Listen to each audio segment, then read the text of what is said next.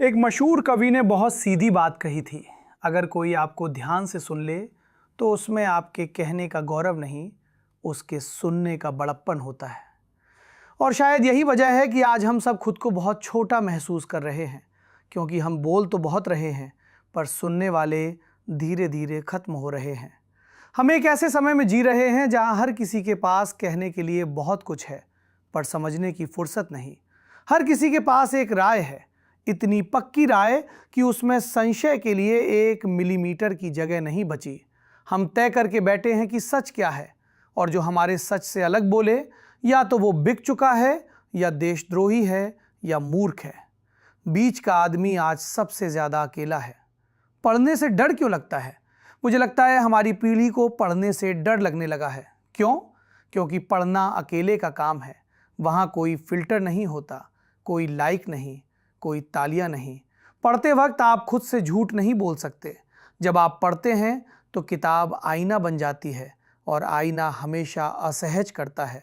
वहाँ आपकी सारी कमज़ोरियाँ दिखती हैं, आपका गुस्सा, आपका डर, आपका अहंकार, आपकी क्रूरता।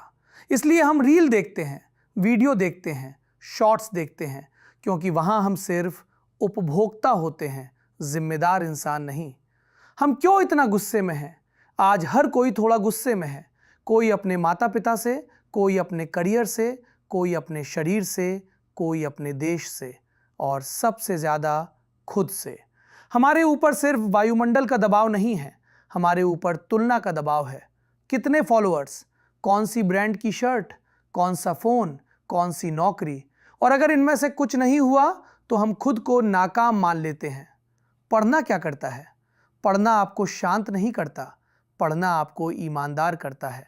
पढ़ना आपको ये नहीं बताता कि आप सही हो, पढ़ना आपको ये सिखाता है कि आप गलत भी हो सकते हो। और यही लोकतंत्र की सबसे ज़रूरी शर्त है। लोकतंत्र मतदान भर नहीं है, लोकतंत्र संशय है। संशय कि शायद मेरी बात पूरी नहीं है। इंटरनेट और दूध का तालाब एक कहानी है कि अगर सब लोग तालाब में एक एक लोटा दूध डालें तो तालाब दूध से भर जाएगा, लेकिन सुबह तालाब पानी से भरा होता है। क्यों? क्योंकि हर किसी ने सोचा बाकी तो दूध डाल ही रहे होंगे, मैं पानी डाल देता हूँ।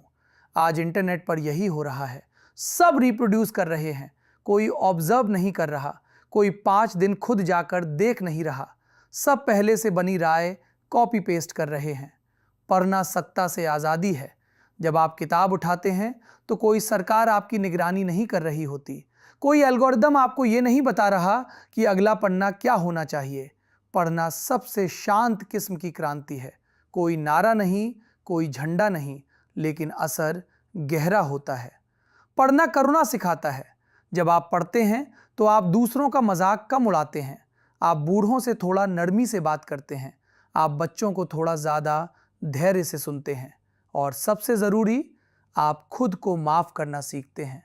पढ़ो, कहीं से भी शुरू करो, किताब से नहीं तो चिट्ठी से शुरू करो। अपनी दादी की पुरानी चिट्ठी, 2 साल पुराना अखबार, दूध वाले का हिसाब लिखा पुराना कैलेंडर, कहीं से भी बस पढ़ना शुरू करो। हमारी समस्या ज्ञान की कमी नहीं है, हमारी समस्या संशय की कमी है, और संशय पढ़ने से आता है।